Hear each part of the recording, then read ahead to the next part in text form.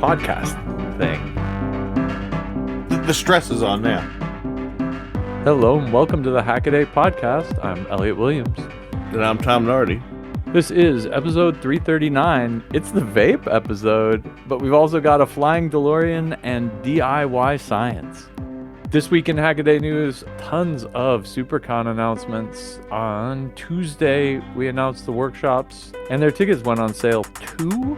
As we go to press, there are still a few of them left for a few of the categories. So if you're coming and are interested in those workshops, you can still sign up, maybe, at least. I'll lay our cards on the table. We're recording this on Wednesday night, and we announced it yesterday on Tuesday. There are still some tickets left. Workshops go notoriously fast. I think that's the one, a complaint might be a strong word, but the one feedback we often get is that, like, I want to do a workshop, and it was instantaneously sold out. I was mildly surprised that even when we went to record this, there were still spaces available. So, you know, we're not joking. If you're interested, really don't waste any time and sign up. If you're getting your Supercon hype on, now is the time. Supercon hype. All right, well, I'm hyped. When the leaves change color, it's time to get hyped for Supercon. This is true.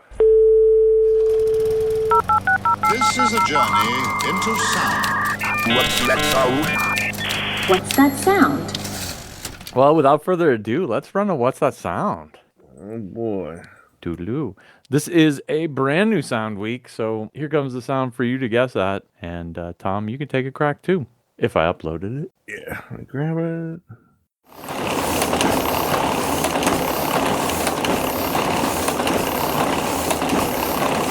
Oh, okay. I want to say, it goes on for quite a while, doesn't it? I think I put two samples together. Okay, yeah, it switched like halfway through. I want to say like, but I fear that might be too obvious. It is too obvious. Congratulations. Yeah, yeah. Damn it. It's been a while. This might be the metric that's too easy. If I got it, that's the barometer for how well it will go with the public. I've been doing so many like pop culture-y things lately. I had to do something mechanical, and yeah, it's just what I came up with on the quick and dirty. Well, if you listeners out there know what the sound is, then head on over to hackaday.com/podcast. Scroll on down to What's That Sound? Click on the form, fill it out with your handle and your guess, and we'll see who got it right next week. Someone among them will get a Hackaday podcast t-shirt. Congratulations, Tom Nardi. I know, it's been a long time. I don't know. I don't want to say I've never gotten it, but I feel like I've never gotten it. I certainly can't remember getting it before, but I want to believe that it happened. I want to believe. I'm rooting for you. Well, then let's head on off to the hacks. I wanted to start off this week with a hack by recurring microcontroller hacker Aaron Christoffel. This is when low SRAM keeps the doom off your vape. Last week we saw a vape hack. This week we saw a vape hack. It's going in the air. They're different vapes though, so don't be fooled. The Pixo Aspire is a vape that has a 323 by 173 pixel touchscreen on it, among other things. It's got a rocking microcontroller, 16 megs of SPI flash. This is the vape that has everything. It even has a Bluetooth low energy chip that it isn't even using. Why? I don't know. They must have been like, we'll figure out some way to use Bluetooth on this vape. Anyway, none of this stops our hero, Aaron, from opening it up and taking a look. It's actually really cool. If you go to his GitHub page, he has the front board, which is just like, tons of microchips covered in Kapton tape. You flip it over and there are 1 million labeled test points. It's like the easiest hacking target you've ever seen. The debug lines are labeled for you. The SPI lines for the screen are labeled for you. It's beautiful. It's like a dev kit. It's like they meant for him to do this. And so, of course, he wanted to run Doom on it. The problem is he didn't quite have enough memory to load all of Doom onto it. There's a video of him playing Doom on it. What's going on here? The answer is he's written code to use this thing as a USB remote display. It basically takes in images and displays them on its little screen, and he's written software on his computer that then sends these images across. So you can use this vape as a second monitor. So it looks like he's playing Doom on the vape with a mouse. He's actually playing it on his laptop and just viewing it on the vape as an external screen. Oh, the world we live in. I can just imagine somebody like at the coffee shop and have on their computer and have their vape set up as a secondary monitor, right? I really need another monitor. I don't have enough monitor space. Oh, here, you can use my vape. I've flashed some extra firmware onto it so that you can display 6 FPS videos. I suppose it was only a matter of time, right? I mean, we've seen these things get increasingly complex. And I know we've certainly covered other projects where people have been, started with just stripping them for batteries, which is already such a crime, that they have these disposable vapes with LiPo batteries in them and people are just throwing them in the streets. I am not a vape guy. I don't think you are either, Elliot. I am not. I can only assume there's some I don't even know how to describe it. There must be some subculture of the vaping scene that compares the capabilities of their vape, right?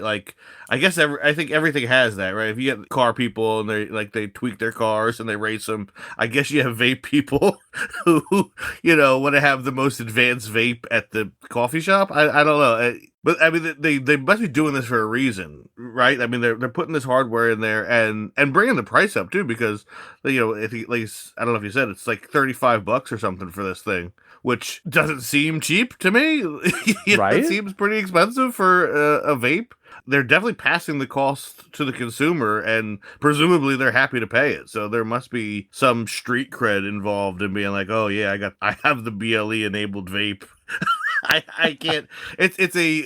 I can't even wrap my mind around it, but it's happening. This must be what it feels like to get old, I guess. I wonder if they have videos loaded onto it, or if it's just to display ads. I can imagine, puffing and being like, I need to watch, puff. Watch a TikTok. Puff. Watch a TikTok. Puff.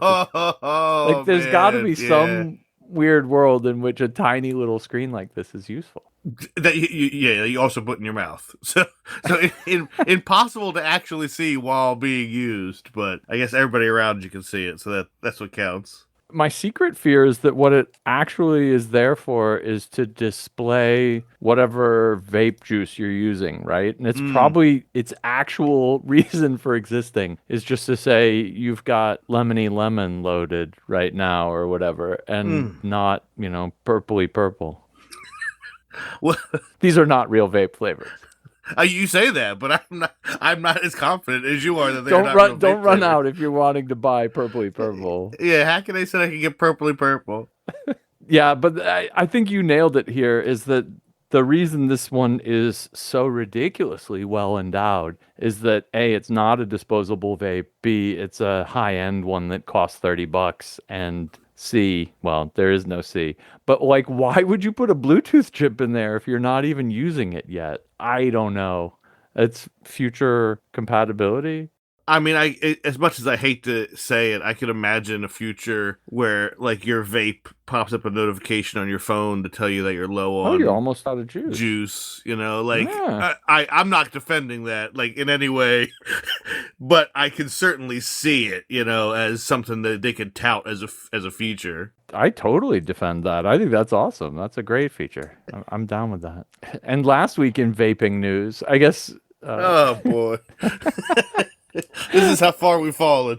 I guess Christina covered it really quickly. It was hosting a website on a disposable vape. If you missed it, this one's fantastic. Bogdan the Geek took apart a much cheaper, much less well-endowed, but strangely enough, the same brand of microcontroller. These are the Puya brand micros, which are insanely cheap little ARM CPUs. The Puya in the disposable was an M0, Cortex M0.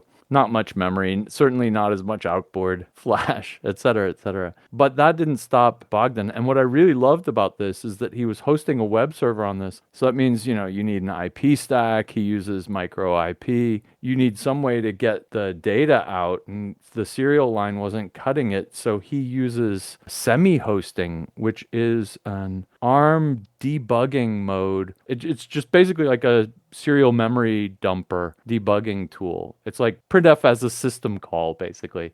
And so you can just put a debug point in your program and it just spits all of the memory content out. And he's like, hey, wait, I can use this to transmit data.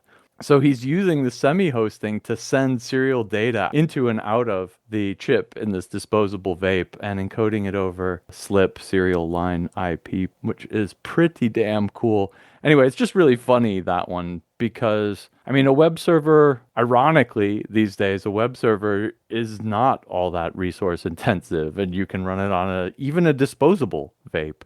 But the clever bits in Bogdan's hack are the way he abuses the debugging mode to get serial data in and out. I thought that was really sweet. A thought occurred to me kind of while you were talking, and I was reading the rest of this post. It closes with saying that Aaron recently did a hacked firmware for an Anchor charging station that had, for whatever reason, its own ridiculously overpowered microcontroller.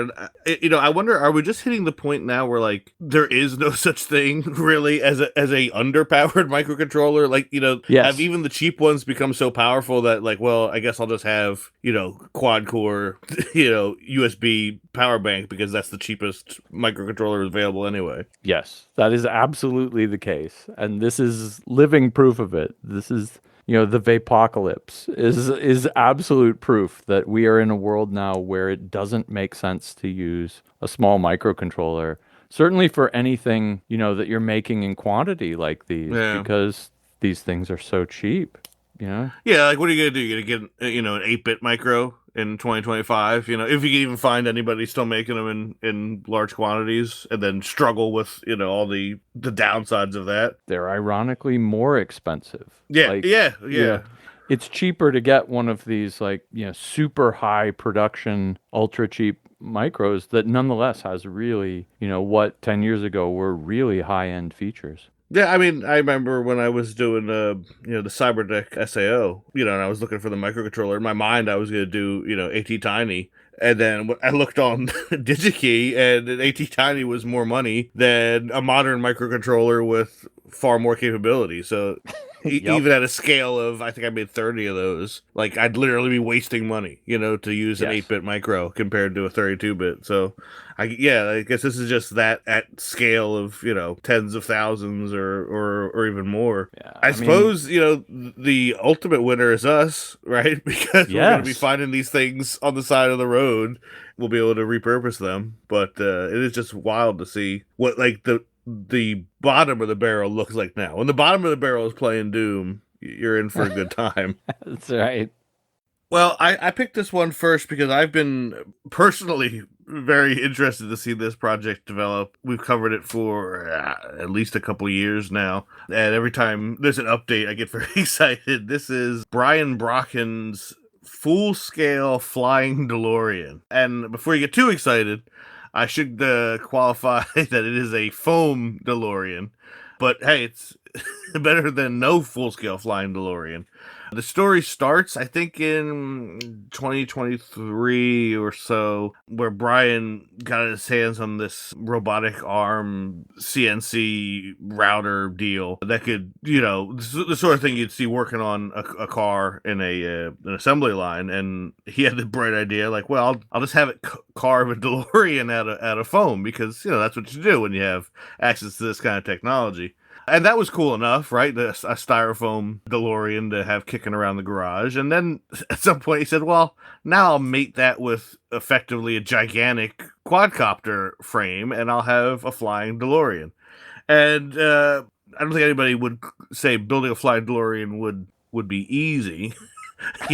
Despite what it might have sounded like, I'll just, tack this on another. But it's proven to be fairly tricky, as this multi-year project has shown. This latest update, we finally get to see the thing fly, which is really cool. I don't think there was ever a question that it would fly. It was just making it happen and making it look, scale appropriate. I mean, there's drones that are picking up way heavier things than foam block cars, right? So, I mean, the parts were out there, and it was just kind of a matter of putting it all together and tuning it. I know there was some trickiness. The frame, again, this is a real, it's a 1-to-1 scale DeLorean, so like the frame had to be that big, and I know it was tricky to get a frame that big that was still stiff and lightweight enough. He had tried aluminum, which has since been swapped out for carbon fiber.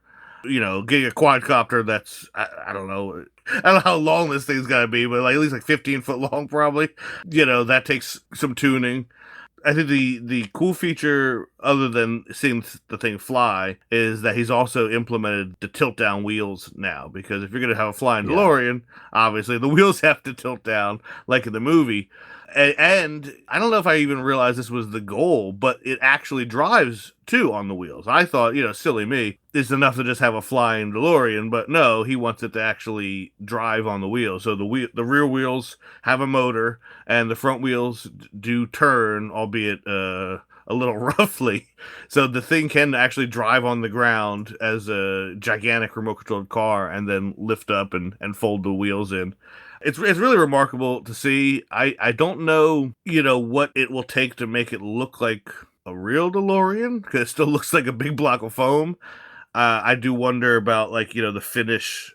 You imagine there's going to have to be a lot of weight added for even just the paint and there's still no doors, there's no hood, so I don't know how close he'll get to it looking like a real car and still flying, but it's already incredibly impressive, and one of those projects where you're happy for him, but you're definitely jealous and wish you had access to the same gear they do, Well, I think what's wild about this is just the kind of scope of the ambition. Like you said, it drives on these wheels and then they pivot up to turn down like their hover motors like it did in the movie, which means he has to make this crazy mechanism that both allows the wheels to turn and pivot up like this. And that's a bizarro and neat bit of engineering just all by itself. Never mind, making a car-size hovercopter frame and then all the foam skin around it and all that. What's really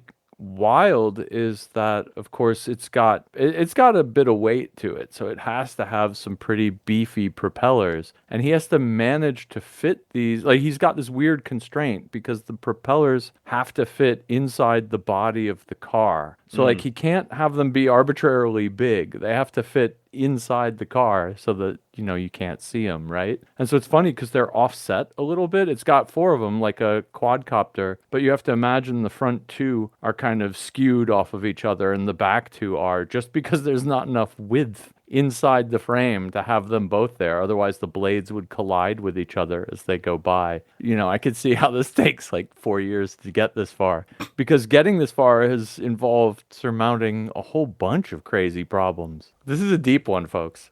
Far be it for me to question the guy building the flying DeLorean, right? Because he's much farther along than I am.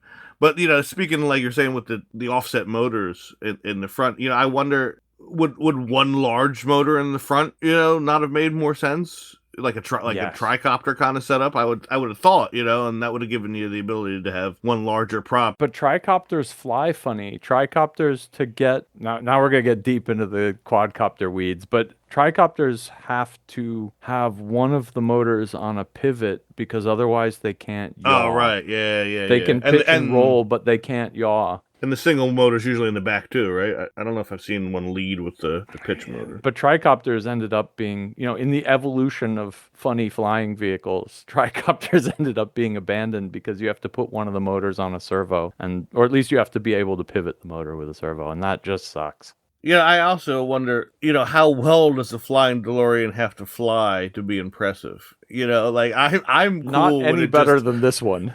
right. Like I'm just cool with it hovering. Like if I'm it done. hovers and you have vague control, like I'm not expecting this thing to, you know, doing loops and rolls. Like you know, it doesn't need to be like the FPV drone of DeLoreans. That's right. You know, just go up, go left, right a little bit, come down. You know, so I think there is probably Dude, it drives on its own wheels, right. and then it Yeah, takes up, and then the wheels fold over. What the hell do you want? you're so far beyond you know the competition. I think you can relax a little bit. So I don't know. I mean, if I was him, I would not be too worried about maneuverability in the air. I think you've already won just by having the thing take off. But like we said, there's not. I guess you could cut some weight if he needs to, but it's hard to imagine where he could shave the weight off at this point. I mean, it literally is a styrofoam block. I guess you could make it thinner in some places, and I am interested. I guess the hood, like you said, can never be solid. Maybe it could be some kind of a mesh that's pulled over tight to kind of look less weird than a louver. I don't know. Yeah, it'll have to flow a lot of air though. Yeah, right. Anything you do is good, but you also need protection for the whirling death that's under there too. So I don't think you can realistically leave it open. You can't skip too much on that, yeah. can you? Yeah. Well, we're several years into this. I'm invested now, so however long it takes, I'm still here and I'm ready for it because it is one of the most impressive things I've seen in a long time. And yeah, Yeah. What else can you say? It's a flying DeLorean. Well, my next hack is a proof of concept hack by Nick Build. This is heart rate measurement via Wi-Fi the DIY way. We wrote up this paper coming from a bunch of researchers at University of California, Santa Cruz a few weeks ago. Heart rate monitoring via Wi-Fi, where they propose using basically the Wi-Fi channel state information packets. That is the kind of lowest level, how is my Wi-Fi doing status information. You put the person in between a Wi-Fi sender and receiver, you read the channel state information passing through them and use that to detect their pulse. And Nick has, just a couple weeks later, implemented this. And it's really cool. I just love seeing people be like, oh, academic paper? Yeah, let me just recreate that in my bedroom.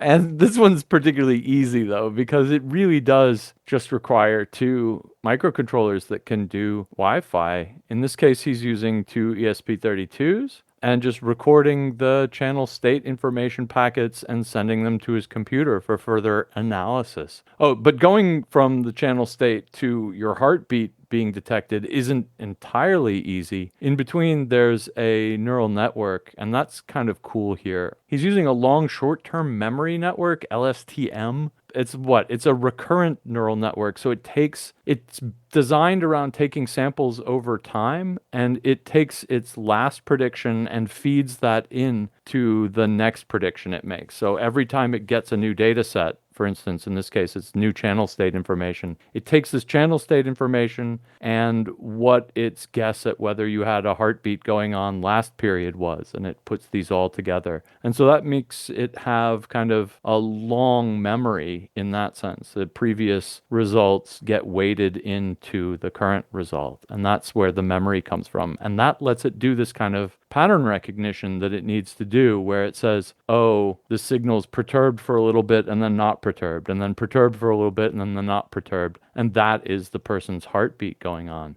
To train the model, he's also got a standard pulse detector hooked up to it. And so he's feeding his computer like a continuous stream of these channel state information packets and a continuous read on his own pulse.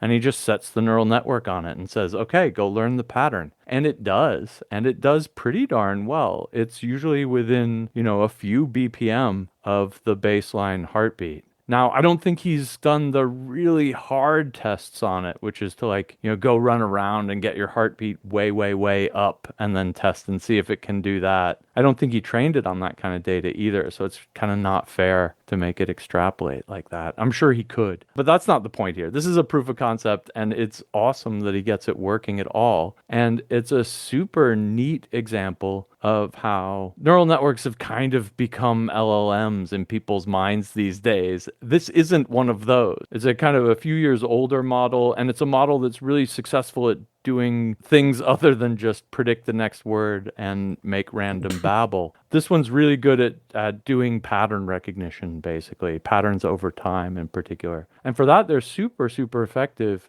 A bunch of people in the comments point out, you could have probably done some statistical analysis on this and gotten as good results. And that's probably true. But as he points out, it would have been a lot harder. Instead, he's just like, okay, model, here's my input data, here's my output data, go learn it. And it learns the relationship between them and picks up his heartbeat from that. And what other things it could measure. I mean, you could do things presumably other than just heartbeats. Anything you can put in between the radio transmitter and receiver. You can do some sort of weird, I don't know what this is, radio spectroscopy on it. Really, really cool project. It made me think about trying to expand this in other directions and also just how useful some of the more traditional neural networks are when you have a well-defined problem and you actually just want to solve it. Well, like you, I really appreciate this. I don't even know what I'd call it, like guerrilla engineering,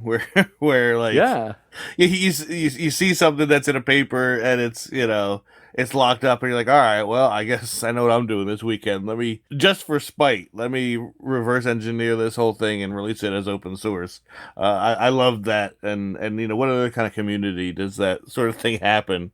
Nick, we've covered his stuff for a long time, and he is exceptionally prolific. But as far as I know, he wasn't like previously interested in this. It just kind of popped up, and he was like, all right, well, I guess I know what I have to do for like the good of of mankind right now, and I really appreciate that. As for the tech itself, it reminded me a lot of something that we had covered several years ago, where they were trying to use smart speakers to do a similar thing, get pulse data. And the idea was that, if you had like a nursing home or something, you would have a smart speaker in there, and you could kind of passively monitor the occupant of the room without freaking them out, because you don't have to hold grandma down and check her pulse. You could just kind of pick it up from in their case, they were using ultrasound. Same, kind of application potentially, where you could have someone being monitored without them knowing, which is creepy in its own, it could definitely be looked at as a creepy thing, but there's certainly valid applications for that medically, right? If you can kind of get it. Actually, I wrote that up. I'll put it in the show notes. It had kind of the same limitations that we're seeing with this, is where you kind of have to have the thing facing your chest and be sitting there. In the case of the ultrasound, it was bouncing off your chest and seeing the actual deflections. In this case, your heart or diaphragm, whatever, is between the sender and everything. So that's kind of a hurdle. But it's still a step in the right direction. And I mean, even if you had to say, okay, sit in this chair, and there's going to be a non-contact pulse measurement, or that's not bad, right, compared to traditional methods. So it's certainly a step in the right direction, and remarkable what can be done even with low cost hardware.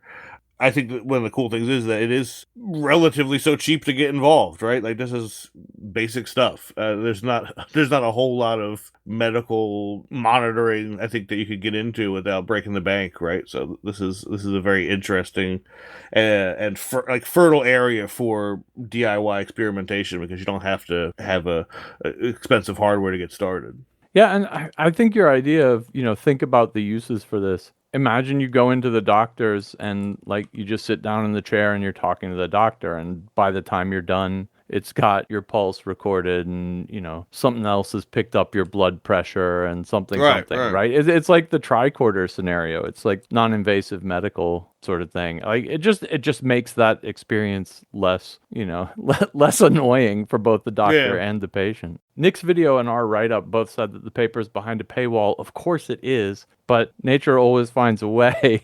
Someone has linked to the original author's website, and so you can just download the PDF there if you want to. It's up on their website. None of this is secret. I agree with Nick that the paper, it doesn't hold your hand and tell you exactly how to do it, but it does give you enough that you could certainly replicate their work. And well, I mean, Nick could. Now that he's got his code published for it, now you can for sure, without even batting a brain cell. Well, my next pick, low cost, high gain, a smart electronic eyepiece for capturing the cosmos. Say that 3 times fast. Another one that I picked I have some experience with this. Every few years I convince myself I want to get a telescope, and I'm sure I'll get some comments about this, but the experience of using a telescope for me is not quite what I imagine it to be. And that's my own fault, right? You really have to have some dedication. You have to sit out there in the dark, and you have to know what you're doing, and I just want to be like, oh, look, there's Saturn. I want to see the rings. I want it to be very quick and very easy. I'm not particularly patient, and I'm probably going to want to look at my phone. So forget about like night vision and my eyes being adapted. And when you come at it with that kind of approach, you're going to have a bad time. A friend of mine bought a very nice telescope, and we're not patient enough to get the kind of performance out of it that it was capable of, because you just have to have a certain amount of fortitude. But you can solve a lot of that problem if you just take your own eyes out of the equation. The idea here is to, take that telescope that, maybe he's been sitting in the closet because you couldn't figure out how to properly use it, and you put a camera in its place, and specifically a camera that has some good low light performance, and you wrap it all up into a device that can kind of do the hard part for you. So instead of you looking through an eyepiece and trying to squint at some smudge that might be a nebula, the camera can, do a long exposure kind of thing and pipe that right out to a laptop or your smartphone hooked up to it, and you just look at it on the screen. And I guess there's a little bit of the the romance of the telescope is lost, right? You're not exactly how they did it back in the day. This is not what Galileo was seeing when he was looking through the telescope, because you're looking one step removed. You're looking at a digital touched up representation of what the scope sees. But I think that for just the instant gratification of it, and like I said, I've been frustrated trying to use a telescope, and you can imagine how like a kid would be. But with this, you can just point the scope at the sky, and you look at a little screen, and you're not. It's not fake. You are seeing what the scope is seeing. You're just seeing the best case scenario version of it, and I think that has a lot of benefit to get people excited. If you can show them that, this is what the scope is seeing, and this is that nebula or that planet or whatever. I think it would be a much preferential than staring through it and not seeing what you wanted to see and just having a bad experience. So for me, I think a project like this is, while maybe some would say outside of the spirit of using a telescope, I'm all for bringing some high tech gadgetry to the game if it means you walk away having seen something and felt like you were actually exploring the cosmos rather than just squinting and getting frustrated. Boo to you. I think optical astronomy is awesome. I also think that sensor astronomy is awesome. Like all the science astronomy done these days is done with cameras and sensors and remotely, and basically the poor astronomer sitting there looking at a computer screen like you are all day. Like how cool is that? That's not cool. It's significantly cooler to go out and peek through a telescope. But that's not what this is about. This is about making an awesome, extremely light sensitive sensor that, you can get really deep shots with. He gets some really good shots out of it. So, and the thing costs $200 instead of 2,000. So, I think that speaks for itself, right? I'm with you. That's hella awesome. I'm totally not with you. Half the fun of astronomy is like freezing your ass off, squinting at smudgy dots. Well, I should say, like, in this case, the device does actually have an eyepiece on it, and there's a tiny little screen in there. So you can hold your, if you want to pretend, you can hold your eye up to it and look through it, but you're still seeing the digital representation, which right. I think that's cool though. I mean, at least you're huddled over the scope and you're twiddling with it like like you're really doing something, but you're seeing this perfect virtualized image. But this is the sort of thing that can get people more excited about astronomy and just the skies in general, and that's always good. I think however you do it, we could probably both agree that far people are looking up anymore, right? So whatever it takes to get your eyes skyward and seeing all the stuff that's out there, I think that's just a net positive. My next hack is a really neat article in IEEE Spectrum by Allison Marsh. How a failed video format spawned a new kind of microscope. And this new kind of microscope was, I mean, historically new in the 1980s, but it was brand new to me today in 2025. So I'm stoked I read this one. This is the story of RCA's video disc, which I guess went on sale as Selectavision, and kind of they started developing this brand new technology in the 60s. It ended up being really hard to commercialize. And so they kind of announced it in 1972. And then they announced it again in 1977. It was really going to come out this summer. And finally, it did come out in 1981. And by then, the VHS tape had gained popularity and kind of eaten their lunch. So as a rent videos using this medium, Selectavision video disc was a total flop. But the way this disc worked, it wasn't a laser disc, which is probably what you're thinking. And laser discs are, of course, basically like CDs or DVDs or Blu-rays. You bounce a light off of a mirror, and if it reflects, it's a 1, and if it doesn't, it's a 0. This instead uses capacitance. So it's got a layer of metal that's either closer to or further away from the disc's surface, and it spins real fast, and it detects the capacitance difference as it spins around. Engineers at RCA had a patent on this, which is really cool, and then tried to kind of commercialize it in this disc. When that failed, they turned to NIST and said, hey, can you guys tell us how good this is? Like, we think we can get really small capacitances on really tiny distance scales using this. And the NIST folks did, and were like, oh yeah, you really can. And what happened is this turned into then the scanning capacitance microscope, because they are able to detect, capacitance differences on the scale of attofarads, which is 10 to the minus 18 farads. It's like way, way, way below picofarads. That is not much capacitance with an incredibly high spatial resolution. And so this ended up finding its use in microchip manufacturing as a way to scan inside the chip for defects. And so it's really cool. It's a total failure. Like, they tried to make it into a retail video product, and it wasn't that. But then they're like, hey, this is like really useful for IC fabrication diagnostics. So there you go. I think that's just a neat story of how, smart engineers working on a problem took a physical property and were like, hey, we can use this to store video data. But then, even if that part didn't work out, it was like, hey, we had a really cool measurement of a physical phenomenon. So boom, scanning capacitance microscope makes chip fault detection easier. The world's a better place. Straight line like that.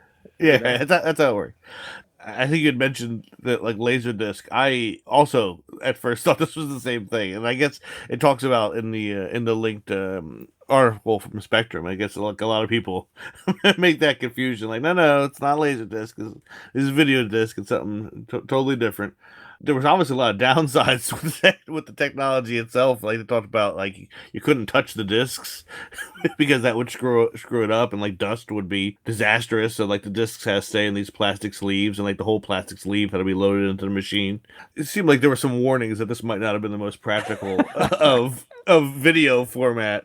But hey, like you said, even failed technology does occasionally move the needle forward, and it is interesting to imagine a future that we were watching movies on. I thought it was interesting that, I guess, if you're coming from like vinyl records, right, this is sort of the natural next step in the evolution. Because it did say, they had the little stylus that would go across it. Right. It was measuring capacitance rather than just the grooves like you would on a record. And I suppose without the leap forward of lasers, okay, this sort of makes sense. You took what we were already doing and just improved upon it. Maybe my head is too high in the clouds here, but let me hear me out on this one.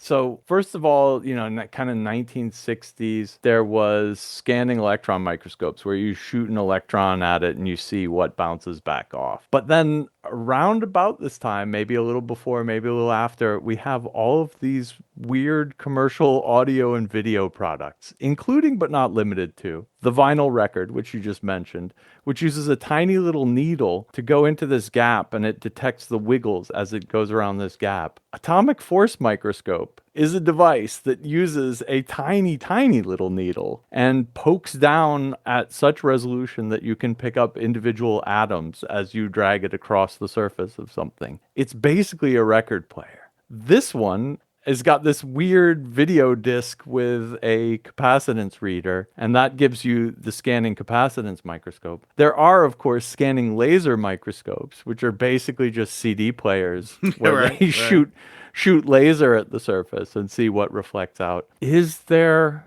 a microscope type for every medium we have? And I'm like, oh, wow. yeah. And so the missing one is the scanning magnetic microscope that would be like audio tape, right? Would be like videotapes, like VHS, like scanning magnetic strength. And I think the answer is that's just not an interesting physical quantity.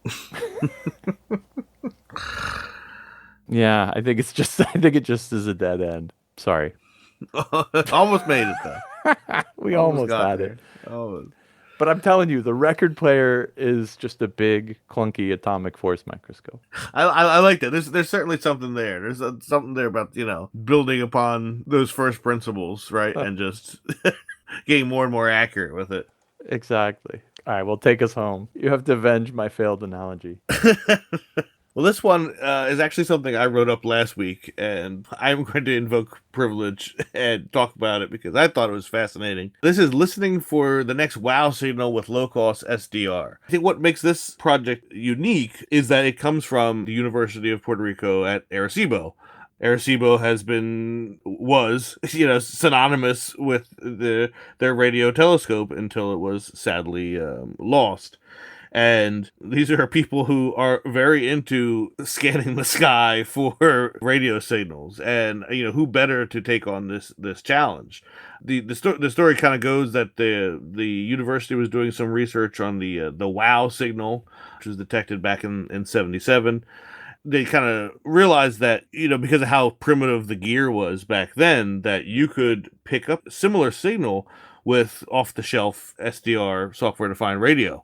That we now have for, in the parts bin. So that kind of started this WOW at Home project that they've been working on, where they want the community to take, your RTL SDR, hook it up to a parabolic dish, of which there are actually a couple on the market now. You don't even have to figure out how to make your own. There's a couple turnkey dishes that you can use. There's a couple of little amplifiers and filters and the sort of thing you'd expect, and then hook that up to the Raspberry Pi, which ultimately would be running their software. That is kind of the hole in this thing right now. Everything kind of exists except that the software isn't quite there. But once complete, the idea is that these telescopes, spread hopefully all over the world and the backyards of willing participants, could cover the sky and look for a similar signal to the WOW signal, which should be said that they do not believe is the product of an alien civilization or anything. They think it's some kind of very rare astrophysical event that may happen again if we have enough ears to the sky.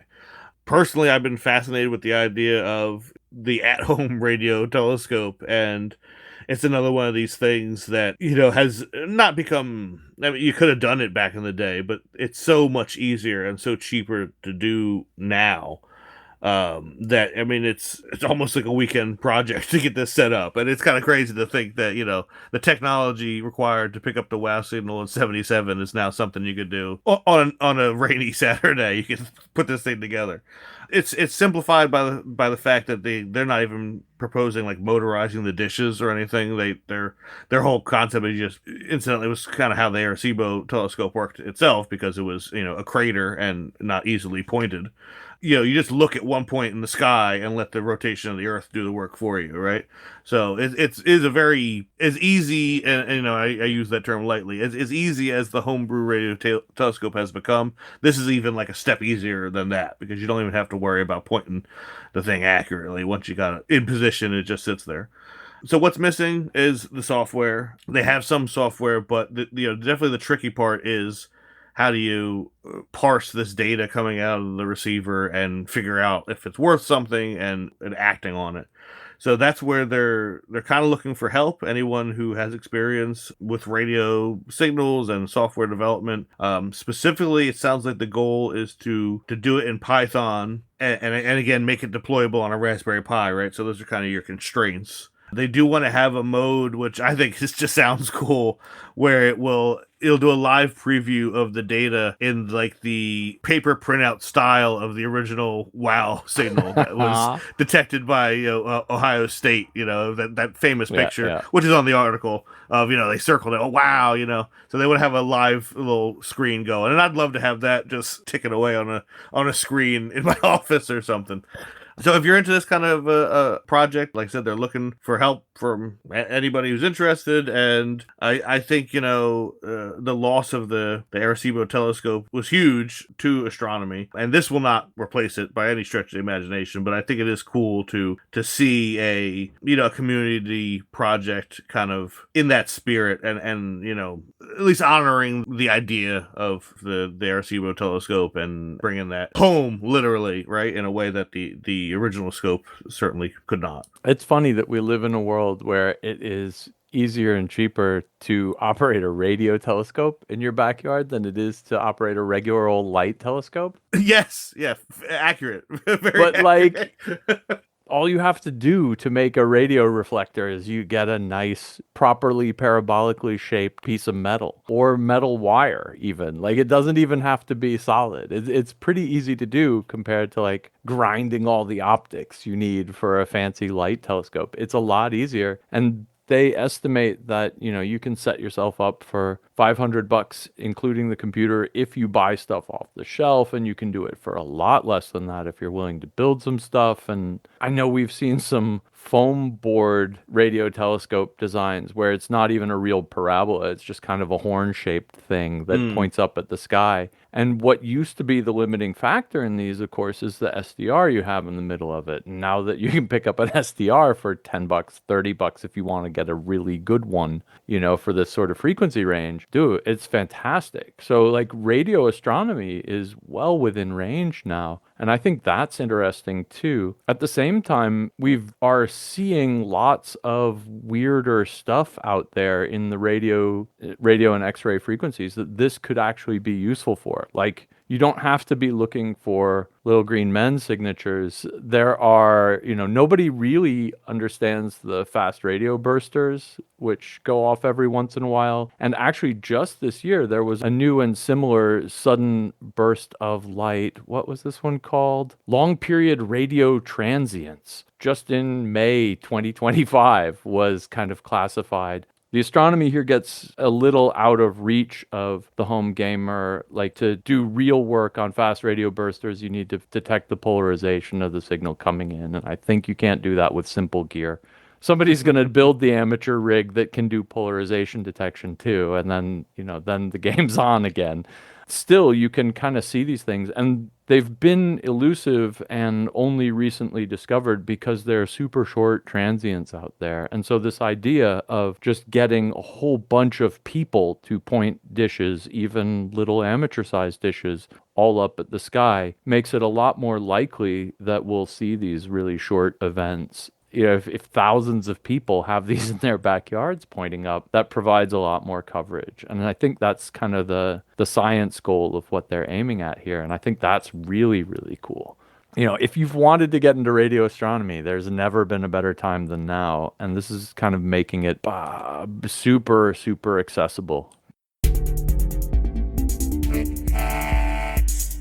Okay, quick hacks. I'm going to start off with Olivia Hoy Young Park's dodecahedron speaker is biblically accurate. This is a fantastic project to make a super fancy looking speaker on the cheap, but it's also a workshop that she's giving with undergrad students where she teaches them to do CAD and 3D print things and come out with this design on their own. She actually runs them through an anechoic chamber and they work out pretty well too in terms of how they sound. But I think this is just a great, like, beginning to end few session workshop project that ends up teaching people how to do 3D modeling and then build the thing and then solder it together and then end up with a speaker in their hand. Really cool. Skolkami 3000 robot balances ball on plate. This is another kind of educational project. This one, he's got a resistive touch sensor on a plate, and then it's supported by 3 servo motors that help it balance a rolling steel ball on the top. This is a really common project to learn, like, how PID loops work and how reverse kinematics in robotics work and stuff like that. What I really loved about this one was the way he was choosing to wiggle the platform around, which is using a 3RRS joint mechanism. So you got 2 joints that spin, revolute, and you've got one that's a ball end joint, and that's spherical. That's your RRS, revolute, spherical. If you know what those Delta picker robots look like, this is just exactly that, but kind of turned upside down to hold the plate that moves the ball around. So he gets to do all the fun reverse kinematics for this, and then the PID control and the sensing and the filtering. And that's just a superb project from beginning to end. And I think it's a real learner. And last up, November Co. This device is a real page turner. This is a simple project. It's a microcontroller, an endless encoder, some 3D printed case, and some code, but it makes a device that lets you scroll through the pages on a Kindle or similar e-reader with this, just really nice, intuitive, roll your thumb across as if you were flipping pages gesture. I just love how much of a cool interaction it gets from how little of all the stuff that's around us. You probably do it with a vape. The vape is overqualified, actually. You can read the ebook on the vape. Forget about turning the pages. Oh, you do an ebook on the vape. That's what that screen is for. Yeah, one sentence at a time. Make your 153 pixels work for their money. Kids are smoking more at the vapes, but at least they're reading too. We get Scroll. My first quick hack is calculator battery mod lets you go the distance, and I feel like this is something that a lot of us have probably run into. You have some kind of gadget that takes alkaline batteries, and you say, oh, wouldn't it be great if I could put a rechargeable lithium cell in there? And it often turns out to be a lot more complicated than you think. In this case, Magma Bow actually came up with a very clever little PCB that sort of bridges the original contacts in the battery compartment for this Casio FXCG50 calculator. There's just enough room in there for one of these little lipo pouch cells. It all comes together really clean. The back closes up, and still more complicated than I'd like to see to add rechargeable batteries to an existing device. But it's definitely inspiration that if you're willing to do it, it's certainly possible, and you can have a very professional end result. Next up, for a robot claw, the eyes have it. This is kind of an interesting twofer here. Goku X wanted to make a 3D printed robotic gripper claw kind of deal for purposes unknown and unspecified. That's a cool enough project in itself, and it looks like it's got a nice wide grasp and relatively simple mechanics if you want to make your own. But the really cool thing is that right at the center point of the gripper, they put a OV3660 camera module, which combined with the ESP32 gives you like a video downlink of what the gripper is seeing from its own perspective. And it's just kind of a really unique robotic tool. And if you're in the position where you're grabbing something with one of these things on a robot or whatever, having that, first person view, for lack of a better word, could be very helpful. And it's kind of surprising that we don't see more of this.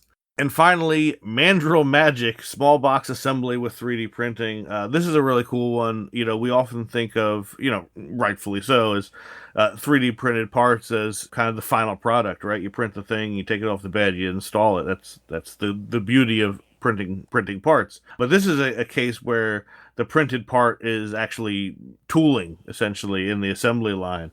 James Bowman has thousands of flat boxes that need to be unflattened so that devices can be put inside of them. And, that only takes a couple seconds to do, but when it's thousands of them, that time really adds up.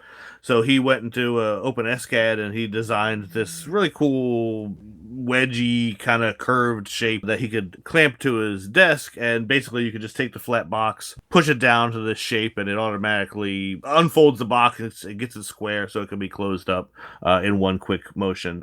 Just a cool example of how 3D printing is not just limited to little gears and widgets and brackets, and it has all kinds of applications if you have the right tools and you look at it with the right kind of eyes.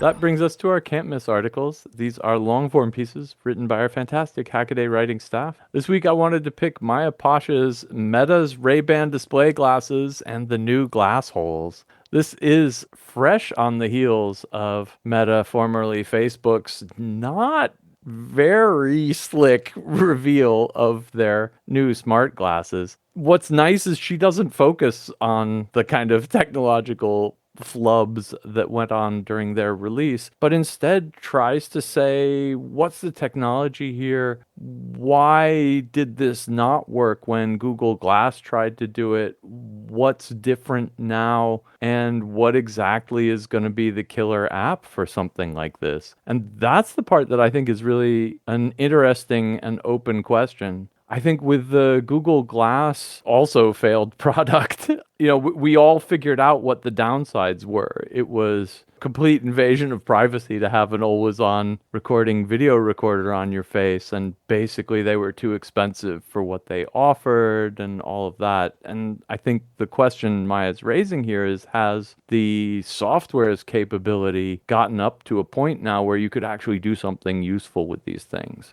And it's interesting, they use a wrist-mounted sensor and kind of interface pad to let you steer around on them, so you don't have to put your finger up to the side of your head and zoom back and forth and stuff. There was no real interactivity with the Google Glass, and adding the armband adds a bit of interactivity to whatever is going on there. It's still always got to be tethered to your cell phone. It doesn't have any smarts in it on its, it's smart glasses, but it's not doing all the computation. It doesn't have the network connection, etc. in the glasses. That would just be too silly. They would be even chunkier than they already are. So I don't know.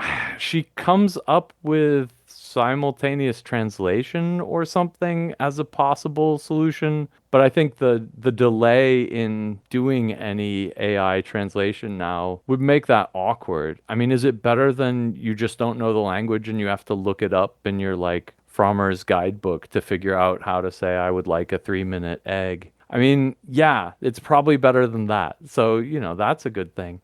But is it better than doing it on your cell phone already? And that I don't know.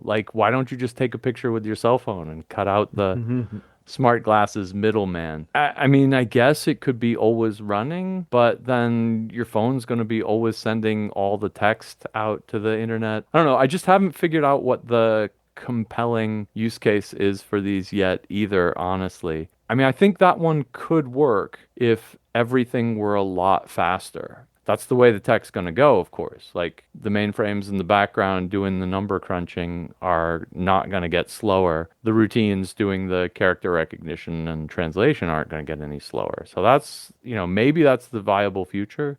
You could have cool overlays over it. I was talking to Jerry Ellsworth at Supercon ages ago when she was working on her AR product, and she said that she thought the first commercial use of AR that's going to be mainstream was in instruction manuals. Now you plug this into here and now you do this into here. How cool would it be if you had a real-time overlay of the parts showing you, this one goes into that one or whatever, or just stepping you through a complicated installation procedure with an AR glasses overlay. Maybe something like that would be a cool killer app for it. I don't know. We asked people to sound off for killer apps in the comments, we got kind of predictably a lot of cynicism about whether this is going to be a good thing or bad thing for society. I honestly think our commenters weren't even cynical enough. Yeah, I'll pitch it to you before I get too cynical. What do you think could be a killer app that would make it worth spending 600, 800 bucks on a pair of glasses that displays images to you and has a camera in them? Well, I mean, I think you were saying the augmented reality kind of instructional thing is very valid. I don't know about for the individual, but I mean, that was specifically what NASA wanted to test with the Microsoft, the HoloLens. They sent a couple of them up to the space station. And the idea was that, the astronauts could put these things on and they could be visually walked through, complicated repairs, or even just, a lot of the time the astronauts are doing stuff on experiments that, they don't know anything about. Not to say that obviously an astronaut's a very smart individual, but some company sends up an experiment and it needs to be manipulated in such a way and they've never seen it necessarily before, and they just have to kind of follow along with the instructions from the ground, right? Like that's actually what a lot of the work on the ISS is just, okay, open this box, push this button, turn this knob, what does it say on the screen? And they report back, So having something like this right in their field of view that would show them exactly what is expected would be helpful. The average person does not necessarily have that kind of job, right? So you could imagine something like that maybe for medical use. I could see that, like telemedicine, or even just a reference, right? Like, you're doing surgery and you can have some kind of reference materials right in your field of view, hands-free. I think a lot of it, though, is going to be that sort of thing, right? Like if you're going to spend this kind of money, you need to have, I think, a professional application for it. Frankly, I don't know that there is a recreational, in other words, kind of thing. I mean, certainly the idea of being able to take a video or picture of what I'm seeing at any moment is interesting. I think anyone who has kids knows like the advantage. Like there's been so many times where like, I wish I could have took a picture of that because the one time this month that she smiled, right? There's things that happen in real life that you'd love to be able to capture, right? And you don't always have your phone out.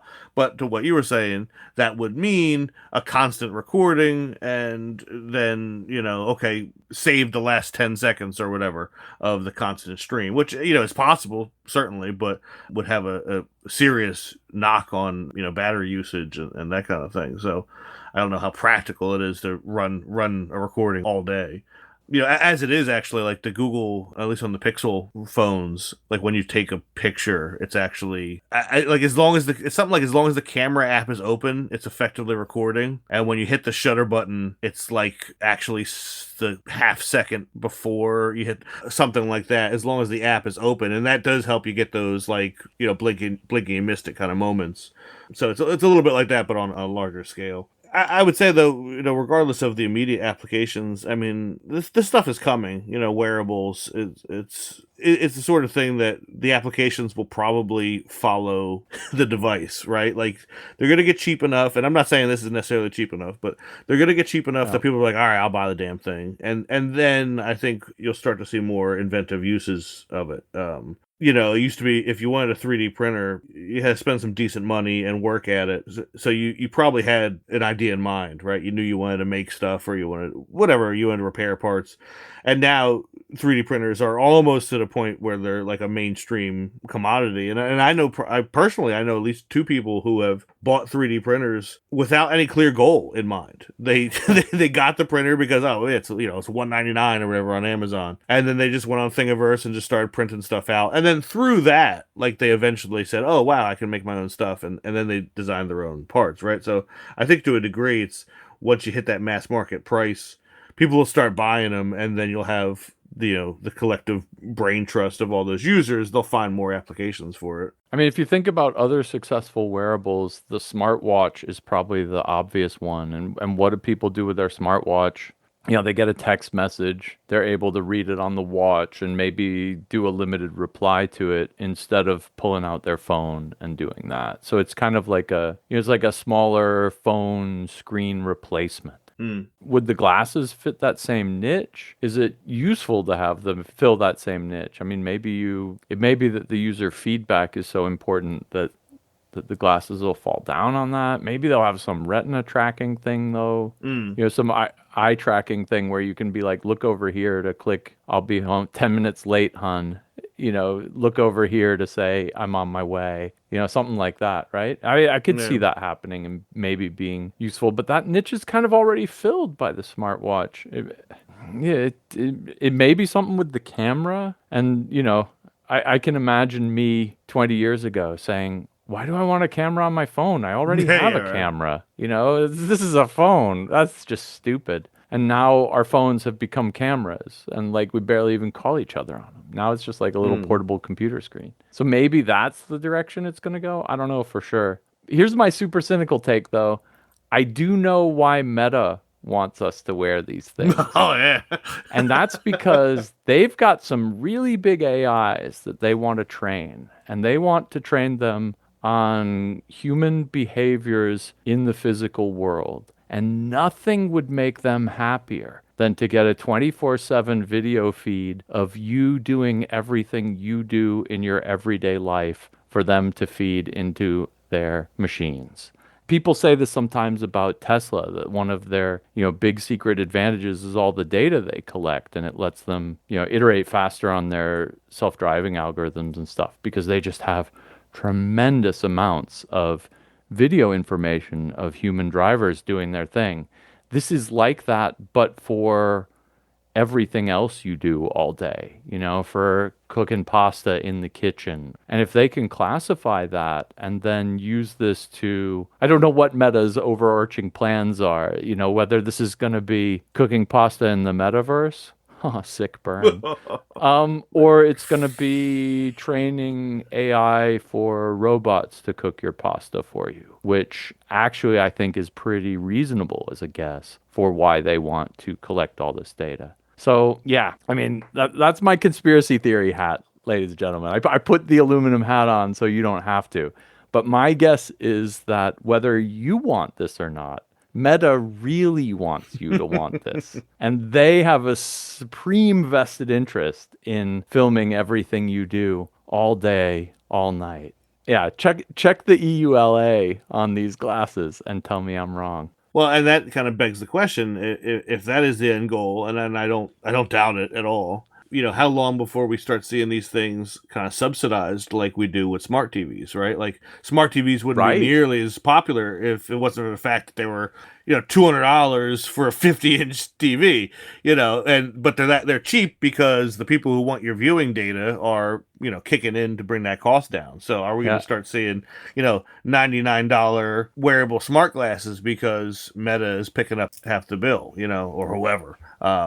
And that could be what gets them out there, right? If you just bring, like I was saying, if you get that price low enough, you'll get impulse buyers, and then maybe it will be a pasta timer, for $99. All right, sure, a thing that watches me make pasta and tells you when it's done. That might make more sense at $99 than it does at $600, right? If Meta doesn't do that, somebody else will. Yeah. My guess it'll be someone else with a much more serious robotics bent, because I think that's the obvious application of all this video data. But I could be wrong. It could be, other video classification things. It could be, just other human behavior stuff. Who knows? When I first saw this article come up, and before I read it, obviously, I thought it would touch more on what I think is kind of the fascinating evolution of this technology is that for better or for worse, Google Glass definitely informed the rest of the industry on what not to do. And right? Mine doesn't, I guess, really touch on it in here necessarily. And maybe there's even room for another article, right? These modern smart glasses look as far away from Google Glass as you possibly could. Like, Google Glass definitely looked like something a creepy nerd would wear. Like, for better or for worse, it just had that look. It looked like no normal person will ever wear this, right? Do you think she picked that picture on purpose? Because I don't know this guy here, but he looks like somebody you should be worried about. He looks like a creepy gooner, is what he looks like. I mean, he is giving me this is a horrible person. I don't want this person even smirking at me the way he's smirking at me vibes. Like, if you haven't read the article, go look at it. Yeah, and please don't sue us if you're that guy.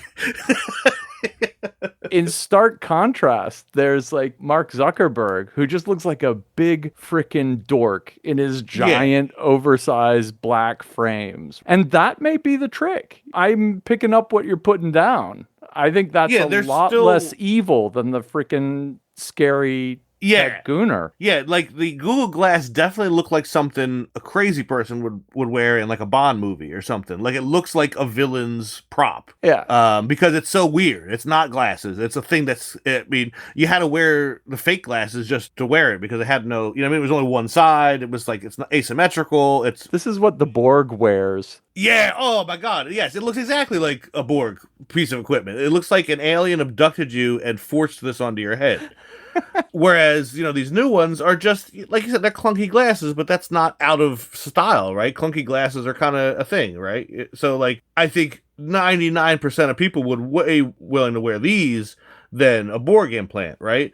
But, like, but going beyond that, like, I know from when the Google Glass came out, they also, you know, the Google Glass was the whole thing, right? Like, there's actually, I remember, I think it's the same hardware as like what at the time was like the Google Nexus or whatever, their last year's Nexus phone. It used the same hardware. Like, so the whole thing is in there. Like, they were trying to do it untethered in comparison to the new ones, which, like you said, are a tethered device, right? Like, so everything they did with Google Glass, the new ones are getting away from. They're going to be tethered devices. They're not going to be standalone. They're going to look way less menacing. And so for better or for worse, like, I think Google, you know, they fell so that, you know, Meta can crawl, right? Because they definitely learned what not to do. And I suppose there's value in that, getting all the bad mistakes out early on. I take a step back and I think about society and I think about privacy and I think about all of these things. And from that perspective, they're hella creepy. And they're I don't need people recording everything 24/7. And I don't think society needs that. And I don't think that's going to end up well. I've seen Black Mirror episodes like this, people. Like, it doesn't end well. Everybody ends up dead. So, you know, and I think in the real world, everybody's just going to end up suing each other. But I'm fine with that too, as long as, you know, some mayhem gets caused. I'm going to say it. I'm against it. I'm fully again it. Use them in the privacy of your own home. My pick for a can't miss article this week is Lewin Days, How Regulations Are Trying to Keep Home Battery Installs Safe. And this is not any kind of, you know, hit piece on Tesla Powerwall or anything. It's really just talking about how, you know, we have this new generation of devices, really, where you want to put massive lithium batteries in your house. And there are some downsides to that because they are, you know, a little explodey if treated improperly. You know, at the scale of your smartphone or whatever, it's fairly manageable. But when these things are, you know, as big as a refrigerator and in your garage and your car might run into them, there's certain rules that need to be in place, and it does kind of complicate things and make it more expensive. But I think it's hard to argue that there needs to be, you know, some regulation on these kind of things. And as much as we like to do things seat of the pants here at Hackaday, there are occasionally projects that you might need to get adult help with. I'm kind of have a personal connection to this right now. My father got solar power at his house. He's no futurist by any stretch of the imagination. He didn't even have a computer or a smartphone, but he just wanted the lowest energy bill possible. And so, in view of raising prices from the electric company, he got these panels set up, and the first time that the power went out and my mother was in the dark, she was like, why do we not have, you know, we have solar panels on the roof, but we don't have any kind of backup facility? And he's like, well, I didn't pay for that. I just paid for solar panels on the roof to spin the meter backwards effectively. So then, you know, they've recently been looking into, you know, doing batteries or something like that, and he got a quote for, I think, 3 Powerwall units installed, and it was like $40,000. Yikes. Like far, way more than the solar setup itself costs, right? Like insanely expensive. And, you know, when they broke it down, part of it is because you have to have all these kind of provisions, and there's a lot of hoops to jump through, and you can't just sit, you know, a 3,000 kilowatt hour battery on the front lawn, right? Like there has to be And Lewin gets into some of these specifically, and of course it's going to be different wherever you are in the world. There's different laws everywhere, but he talks about having, if it's going to be outside, there needs to be like concrete anchored steel balusters around it, so like a car can't hit it. All kinds of stuff that just makes it more complicated, and of course more expensive, right? Like all that adds up. That kind of stuff is low tech, right? Like putting in a concrete supported beam, but it's labor and it's parts, and it makes everything more expensive. So you think like, okay, I know what a lithium cell will cost, and I can just throw them together, but there's a lot more to take into account. And I think that is going to be kind of a problem because it is so expensive. And, again, to take my parents' example, they're now leaning far, far, far towards just getting a like a natural gas Generac, that's like plumbed in and will start up automatically, because that would be like $12,000 or something for the same capacity. And okay, it's not off grid, and it's not as green as solar power, but I mean, come on, that's a serious price difference, right? And that technology is well understood, and you can just kind of like throw one of those in the backyard with minimum hassle. So I don't know what the answer is, because I think, like Lewin kind of points out, like you need there to be rules to protect people who might not understand the danger of this kind of thing in their own home. Like for example, I didn't even realize this until reading what Lewin was saying. Like, it is strongly recommended to not have these things in the house if at all possible. You know what I mean? Like, they really want it to be. In fact, he says in the U.S. it has to be either like in a garage or at the absolute minimum, like on an exterior wall, like it can't be like in the middle of your house. Like, you can have it in the middle of your house in the basement. Like, no, like that's just, it's too much of a risk if they catch fire or something. They say like regulations are often written in blood, right? So if you didn't have that as a rule, somebody would put a big bank of batteries in the middle of the dead center in the middle of the house in the basement, and you wouldn't be able to get water on it in the event of a fire. So I think it's a necessary evil, but I think it is unfortunate that it will hold this technology back, because it does make it more expensive and more complicated, to the point that I don't think it's not practical for a lot of people. Let's say you don't have a garage to put these things in, right? Like, so you're already limited right there, where you can even put them in your own house. So necessary, but it kind of undercuts the promise, I think, of this technology for a lot of users. Yeah, I totally agree. And a lot of people come up with this in the comments too. They're like, it's just so much easier to ship the electricity back out the wires that I've already got in my house and let someone else handle it, because, it's just too much hassle. If what you want is emergency resilience like that, maybe a gas generator is the way to go, because, like you said, tried and true technology, hella cheap. It's just kicking around. You have to change the gas every once in a while to keep it from going bad. But like, that's it. That's all the maintenance.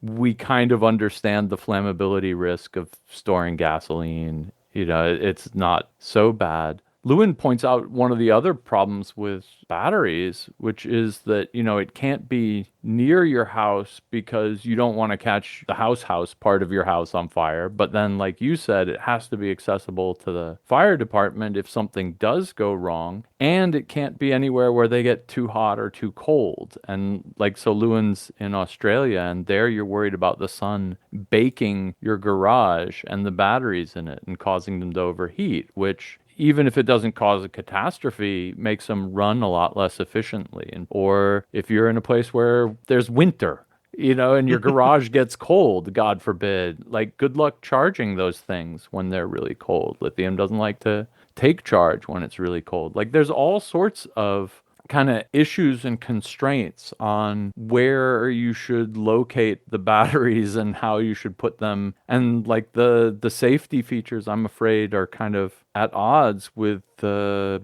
battery efficiency features. Like, ideally, it would be in your living room where it's 20 degrees all the time. But there's a couple reasons I don't want to have the fiery thing in my living room. I'm a lot more cavalier about lithium batteries than probably I should be. I've had a lot of good experiences with them and zero bad experiences. So, I'm not one of those people who's afraid of batteries catching on fire. But I do, I do accept that if you're going to install hundreds of thousands of these, millions of these across America, you're going to get some bad cases, right? Like you're going to get the worst case in a few of those, even if it's 100,000 to 1 odds. Like I'm personally not worried about it, but if you're making rules for the whole country, that's too many houses burning down. Well, that wraps it up for this week's Hackaday podcast. Thanks very much for listening. To follow the links, head on over to hackaday.com/podcast. And if you see anything cool or do anything cool, drop us a line, tips@hackaday.com. And until next week, Keep on hacking. sure. We sound like geniuses in the final podcast. Bunch of tools in the raw cut, but geniuses. Makes chip. Blah, blah, blah, blah. All right, well, that brings us to our can't miss hacks. Well, my good. And of course, I messed up as soon as I said we got to do it quick. Yeah, this is